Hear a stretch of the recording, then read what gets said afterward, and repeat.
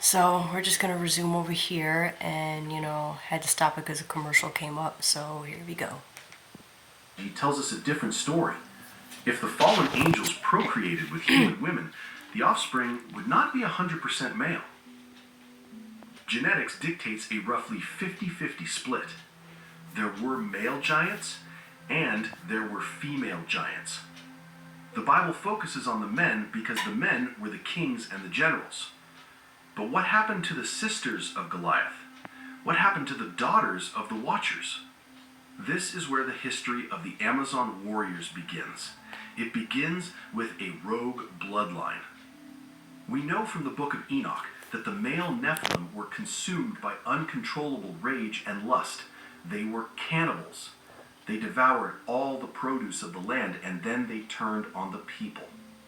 It is highly probable that the female Nephilim were victims of their own brother's violence. So a group of them did what any survivalist would do. They separated.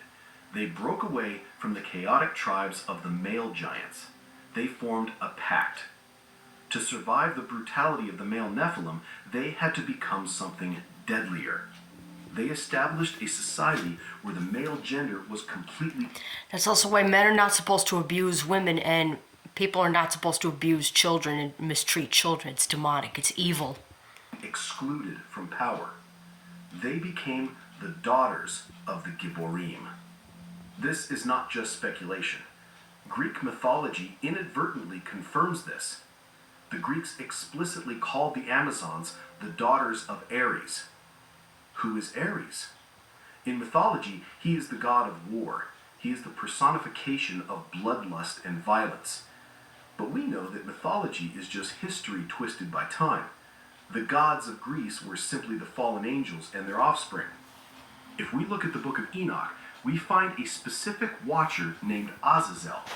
The text says Azazel taught men to make swords and knives and shields and breastplates.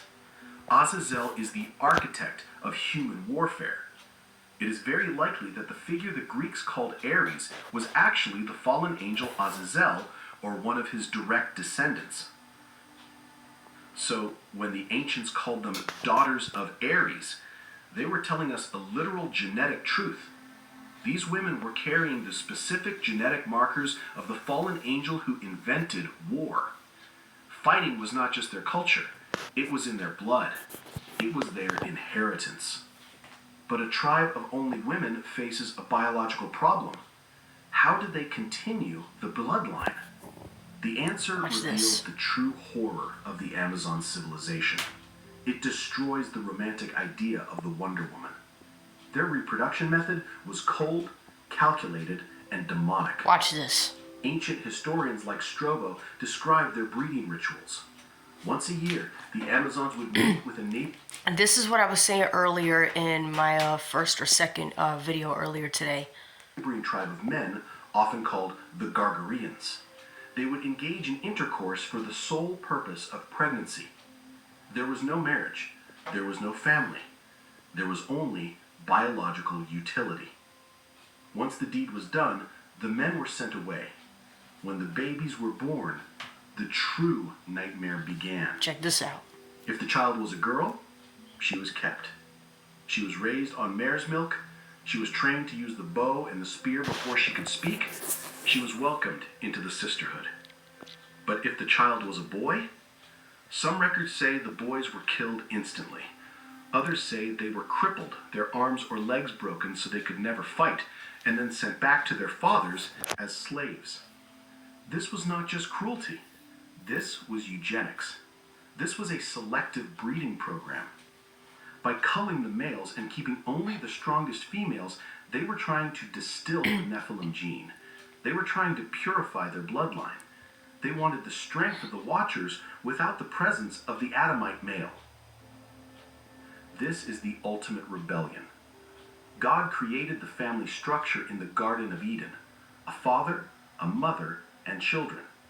The Amazon Empire was designed to be the anti-Eden. They did not just want to live without men, they wanted to replace the order of creation. They were building a society where the seed of the serpent could thrive without the oversight of the seed of Adam. This was not female empowerment. This was a genetic experiment run by the kingdom of darkness. And as we will see in the next section, this experiment eventually clashed with the armies of the living God. Did the Bible record a battle against these warrior women? The answer is hidden in the Psalms of David. We have found their graves in the dirt of Scythia. We have traced their bloodline to the rebellion of the Watchers. But now we must answer the question that connects this ancient mystery to the history of Israel. Did the armies of God ever face these warrior women on the battlefield? Did King David, the giant slayer, ever lock eyes with the daughters of the giants? To answer this, we must understand a fundamental rule of spiritual warfare. The devil is a counterfeiter. He cannot create, he can only copy and corrupt. If God has a design, Satan has a distortion of that design. In Psalm 68, verse 11, we see God's design. The King James Version translates it as, "The Lord gave the word. Great was the company of those that published it." But when you look at the original Hebrew text, a hidden secret is revealed. The Hebrew word used for company is in the feminine gender. It literally translates to, "Great was the army of women who proclaimed the good news." This is God's army of women. We see this spirit in Deborah, the judge who led Israel to victory. We see it in Jael, the woman who drove a tent peg through the skull of the enemy general Sisera. You guys could also look at the Apocrypha and look up Judith, Judith, Judith.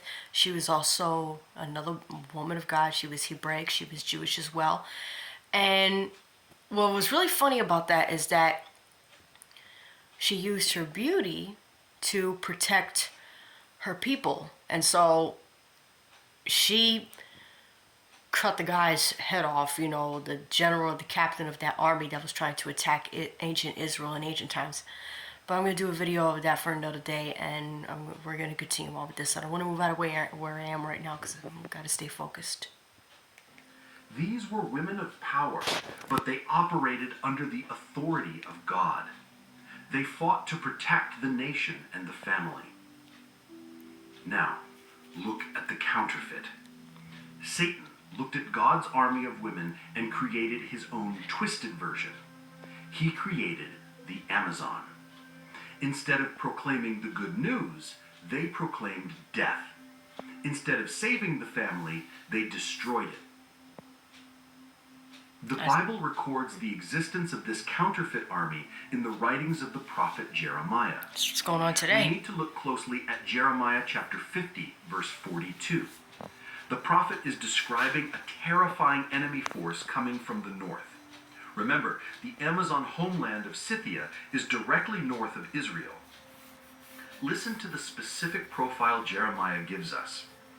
He writes, "They shall hold the bow and the lance. They are cruel and will not show mercy.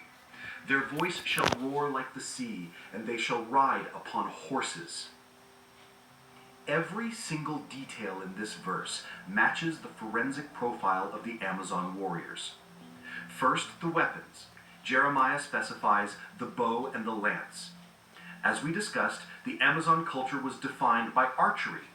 They were the only culture to perform mastectomies to improve their aim. The lance, or the spear, was their secondary weapon for close combat. Second, the temperament. Jeremiah says they are cruel and will not show mercy. This matches the historical accounts of the Scythian tribes drinking blood and scalping their victims. They were not soldiers, they were butchers. But the third detail is the smoking gun. Jeremiah says they shall ride upon horses. You might think, so what? Didn't everyone ride horses? The answer is no. In the time of the Old Testament, civilized nations like Egypt, Babylon, and Israel used chariots. They hitched horses to wagons. Fighting while sitting directly on the back of a galloping horse was a chaotic and difficult skill that was unique to the tribes of the north. The Scythians and the Amazons were the inventors of cavalry warfare. They were the first centaurs. When an Israelite soldier saw an enemy riding toward him on a horse, shooting arrows with perfect accuracy, it was like seeing an alien technology. So, when Jeremiah warns of a northern army that rides on horses and holds the bow, he is identifying the Scythian war machine. And as archaeology has proven, that war machine was powered by both men and women. There is another fascinating clue in the Psalms. In Psalm 68, verse 30, King David prays for God to rebuke the enemy. In the King James Bible, it says, "Rebuke the company of spearmen." But the translation is difficult here. The phrase "company of spearmen" is translated in other versions as "the beasts of the reeds." But some ancient scholars believe this refers to a specific type of warrior unit. If we accept the possibility that David was facing the mercenaries of the north, he wasn't just facing... Camping World is America's used RV Super these junk commercials. I'm getting sick of this. RVs in stock that have been deep cleaned and odor neutralized. Come on. Systems flushed and sanitized and have a brand